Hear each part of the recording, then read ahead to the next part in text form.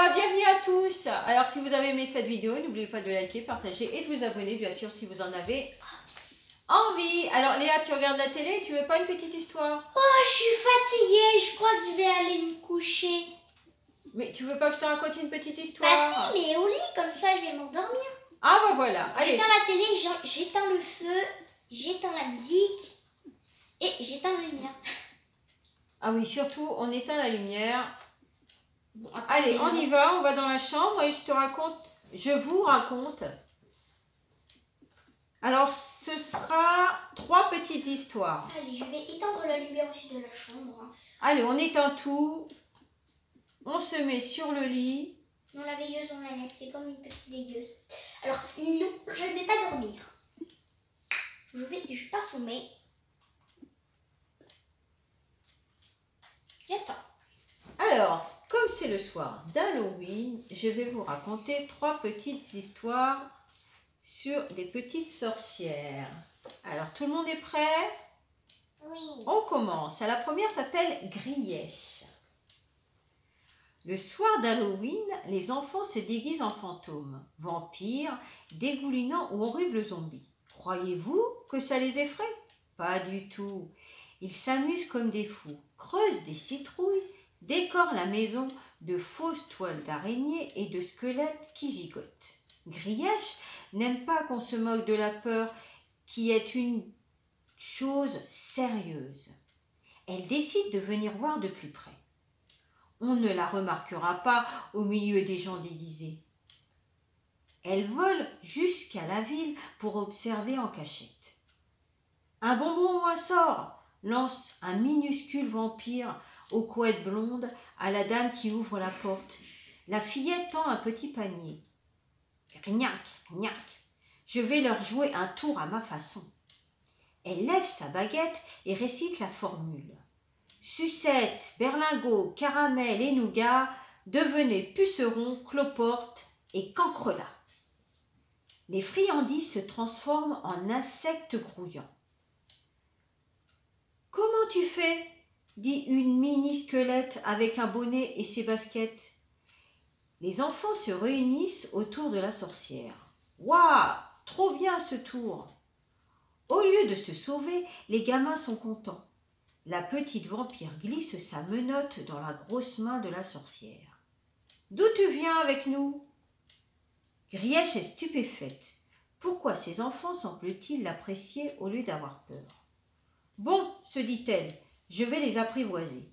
J'en capturerai quelques-uns pour les ramener dans mon repère. » Le reste de la soirée se passe à aller de porte en porte pour récolter les friandises. Un bonbon ou un sort? Lorsque la personne n'est pas généreuse, Grièche lui fait un nez de cochon ou envoie un corbeau lui faire caca sur la tête. Ça fait rire les enfants. Alors les bonbons garnissent les paniers et le sort est levé. Grièche s'amuse drôlement bien. Il est l'heure de rentrer. La vampirette lui fait un bisou. « Tu piques » dit-elle en riant. Finalement, Grièche laisse partir les enfants, puis elle enfourche son balai et s'envole en ricanant. Demain, ils auront mal au ventre et des caries. J'adore Halloween. Elle était quand même gentille, cette sorcière, hein? Oui. Vous trouvez, vous aussi, qu'elle a été gentille, cette sorcière? Moi, je trouve qu'elle était très gentille. Alors, pour la deuxième histoire, ce sera Moulinette. Moulinette a peur de tout, de son ombre, des araignées, du vent dans les volets, des chauves-souris, des souris chevelues aussi. Embêtant pour une sorcière. Les sorcières sont faites pour flanquer la trouille aux enfants, aux parents, aux maîtresses et aux princesses. Mais Moulinette, elle tremblote au moindre claquement, claque des dents à la moindre chocotte. Ce n'est pas drôle de sursauter pour un oui, pour un non. Alors Moulinette décide de faire passer sa peur avec une potion.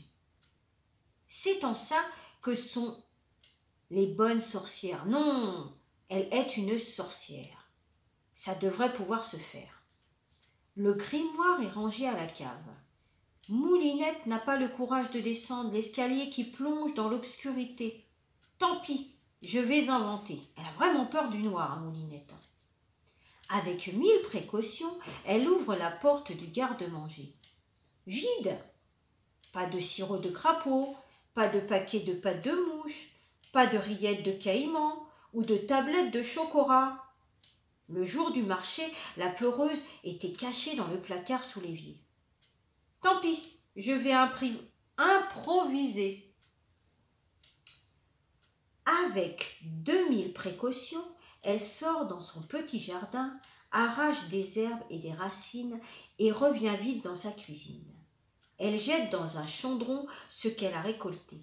Des trucs oranges un peu tordus, des boules brunes qui éclaircissent quand on les gratte, de longues racines blanches avec des poils au bout, un machin qui pique les yeux, un bouquet d'herbes qui sent le pipi de chat. Elle rajoute de l'eau et allume le feu en chantant cette formule. Effroi, je te renvoie, angoisse, je te chasse, terreur, va voir ailleurs. La peureuse est dans les choux, la courageuse parmi nous. Quand la soupe est prête, Moulinette en avale une grosse louche. Hop, la voilà qui grandit de plusieurs centimètres. Une autre gorgée, pouf, elle grandit encore. Un peu plus de potion, bam, sa tête cogne le plafond. Même pas peur. Tu ne savais pas que la soupe de légumes, ça fait grandir et ça chasse la peur? La prochaine fois que tu manges ta soupe, chante la formule de Moulinette, tu verras. Elle a grandi comme ça, sa peur est partie. Vous avez vu, il faut manger beaucoup de soupe. Alors, la troisième et dernière petite histoire s'appelle Mamarita. Basile n'en fait qu'à sa tête, c'est-à-dire le contraire de ce qu'on lui demande. Il tire la langue aux passants, saute dans les flaques pour éclabousser le facteur, se met les doigts dans le nez et dit des gros mots. Sa mère décide de l'envoyer passer quelques jours de vacances chez sa grand-tante. Mamarita. Peut-être pourra-t-elle apprendre quelques bonnes manières à ce garnement. Mamarita est une vieille dame très moche, aux cheveux emmêlés et au nez crochu, typique de la sorcière. Tu feras ton lit chaque matin, recommande-t-elle. Tu pourras jouer avec Galdor, mais jamais tu n'entreras dans la pièce du fond. Puis elle part faire les commissions.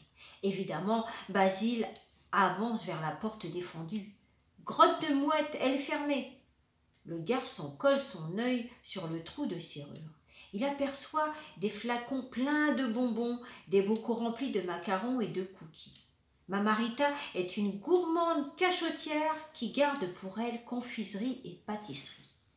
Basile crochette la serrure avec une fourchette. Tiens, c'est bizarre. Galdor gémit et court se cacher. La porte s'ouvre. Basile attrape une bonbonnière et se met une poignée de caramel dans la bouche. Fou! Soudain, il se transforme. Il se transforme et il se métamorphose en un crapaud gluant plein de pustules. 2 jambes poilues apparaissent à la porte. Je t'avais pourtant défendu d'entrer. Tu as mangé des crapes ramelles, voilà le résultat. Mamarita est une sorcière. Tu vas m'obéir si tu veux retrouver ton apparence. Quoi, quoi? Mamarita pose un bol plein de mouches devant lui. Avale tout. Basile a la nausée, c'est dégoûtant. Pourtant, il ne peut pas rester crapaud toute sa vie. Alors il sort sa langue visqueuse et ingurgite les insectes. Burk! Ouf, ça a marché. Il redevient petit garçon. Galdor aboie joyeusement. Mamarita lui interdit de raconter son aventure sous peine d'être à nouveau transformé en batracia.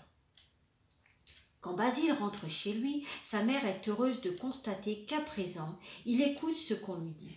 Mais elle se demande pourquoi il regarde avec envie les mouches qui marchent au plafond. Voilà ce que c'est. Basile n'a pas voulu écouter sa mère avant et la sorcière après. Donc, quand votre maman ou votre papa vous dit de faire quelque chose, il faut le faire, il ne faut pas désobéir. Voilà, j'espère que ces 3 petites histoires vous ont plu. Je vous dis bonne nuit et à la prochaine vidéo. Peut-être qu'il y aura une petite histoire ou pas, on verra. Oh, je sens que Léa est déjà endormie. J'espère que vous tous aussi, vous êtes préparés et que vous allez passer une très bonne nuit. Bonne nuit, ciao ciao.